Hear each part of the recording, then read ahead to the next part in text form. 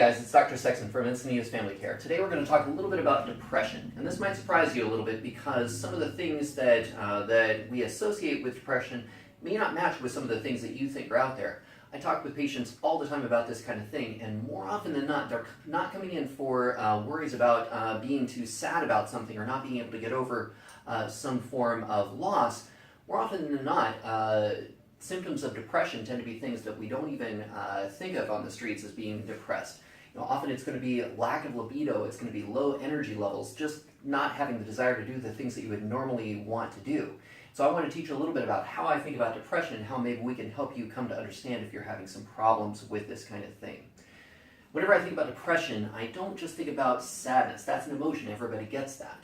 Whenever I think about anxiety, I don't just think about fear, everybody gets that. Those are all normal things. When I think about depression and or anxiety, I think more about exhaustion. Because whenever you take someone at the end of a tiring and stressful work week, they are way more likely as they're driving on the freeway, if I cut them off, to start getting their heart racing and say, holy cow, I can't drive the freeway home, I gotta take city streets home, I'm gonna die if I do this. Then if I do the same thing on a Saturday morning, wow, they'll see me going past them and think, I guess I get to the beach 30 seconds later, not a big deal, right?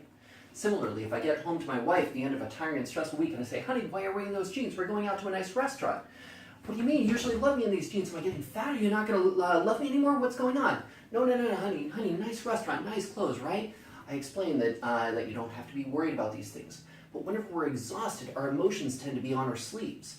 And if I were to ask you to calculate the tip on a $57 dinner bill, you might say, oh gosh, do you carry the 5 and then, oh, whoa, do you double the tax and then you get the tip? Do you double the tip and then you get the tax? What do we do for this? So these are the kinds of things that our brains do to play tricks on us whenever we're exhausted. Well, depression and anxiety can very often be the same kinds of things manifesting just from some of the chronic stresses that we've been going through. Some of these stresses that you're going through may be things that you're consciously aware of. Man, I can't believe that I haven't made the money to pay this bill or that bill that I've got to try and accomplish. Or maybe you're just stressed about work and you're thinking that all of these things are par for the course. But sometimes they can play a little bit bigger part and they can cause you to feel things that you are not in control of. So before I get into explanations of when and where we might try and use some medications, I want to give you a little bit of a disclaimer because science and medicine have a little bit more to go before we really have a good understanding of how best to diagnose and to treat depression. And when we look at MRIs and functional MRIs that we do, we've really come to understand a little bit more than we did when we first developed the medications for this.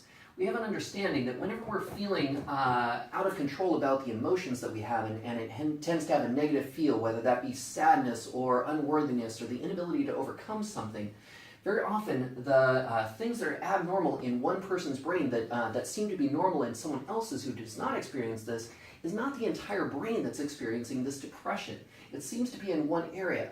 And I have to confess that we as a medical community don't have the ability to just treat one area of your brain with this. The medicines that we have are medicines that are called selective serotonin reuptake inhibitors. These SSRIs like Prozac and Paxil, those medicines essentially try and change the chemistry of the entire brain and are doing a little bit more. So agreeably, sometimes this can lead to some side effects that in some cases are worse than the depression that you were feeling. But it doesn't mean that you're relegated to taking this medicine forever. We just have to find the right medicines that are going to work for you, or maybe even figure out how we can do this without medicines. But having some understanding of what it is that might be going on in there and how our medicines can help this is going to be an important thing as you start off trying to figure out how you're going to diagnose and treat your depression. So now whenever I'm going to look at depression for you, I want to look at it from more of a practical standpoint of what you might be experiencing rather than thinking about how your brain looks inside. We all have problems. Some of those problems that we have to deal with are simple, some of them are complex. We all want to sort of approach them in the same way. We want to think about those problems and analyze them and figure out what's the best solution to this and then stop thinking about it because we don't have to do anything more. Let's say my car is getting fixed over on this side of town, but I need to get over to the other side of town at the end of work. I'm going to have to figure out what are my resources, what can I do, and once I put those things into play, I don't have to worry about it anymore. That's something that can get it off of my mind. However, more often than not, the problems that we're dealing with take a lot longer to solve than just figuring out how to get to the other side of town. And so I may have to wait until the next business day before I can get something done. I may need some extra input from other doctor's offices or other people that are involved in the care of this patient. Or maybe some of these things are completely out of my control and I just have to wait and see when a solution is going to come about. And often that kind of idle mind and the time that's involved in this causes our thoughts to worry, oh my gosh, what's going to happen if I don't get this solved? What's going to happen if this doesn't go right? And if we start to look at those things, then we start to think more negative thoughts. Gosh, this isn't going to go right for me because the last thing that I tried didn't go right for me. And man, is anything ever going to go right for me? What's wrong with me that things don't start going right? And we start to get in these negative spirals. That is something that tends to exhaust our brain. I mentioned exhaustion before. This isn't something that you're going to experience like being sleepy tired or if you haven't gotten a night's sleep. This is more like that end of the week where you're just feeling a little bit frazzled, a little bit unable to do things. But if you're feeling this way all the time, you might find yourself not even noticing that sensation and not recognizing that it's weighing in on your decisions or weighing in on how you feel about yourself. So this is when we start experiencing symptoms. Now, to take a look at the medicines that we have to try and deal with this kind of depression, this is where we're getting the symptoms. And medicines like Prozac and Paxil, the goal of those is to take someone who has this exhausted brain chemistry, perhaps by the stresses that they've been feeling, and make it so that their brain chemistry goes back to that pre-exhaustion state. If I were to do that for someone, I might make it so that they have a little bit more emotional resilience whenever they have something negative come across them. If they get a parking ticket, they don't think that it's going to be the end of the world. They say, okay, that does suck, but at least I don't have to decide that nothing else is going to suffice. So when patients have been having a long series of exhausting and stressful thoughts and issues, what tends to happen is they start to manifest symptoms. Some of those can be the obvious ones. I feel so sad that I just don't want to go out and do anything. I've got no energy to get up. Sometimes it's more subtle things. I just haven't felt like being romantic with my wife. I haven't felt that kind of libido that I used to feel. I just don't have any energy. I'm just feeling a little bit out of control of my emotions, and I'm getting a little bit angry whenever someone asks me a question, short-tempered, those kinds of things.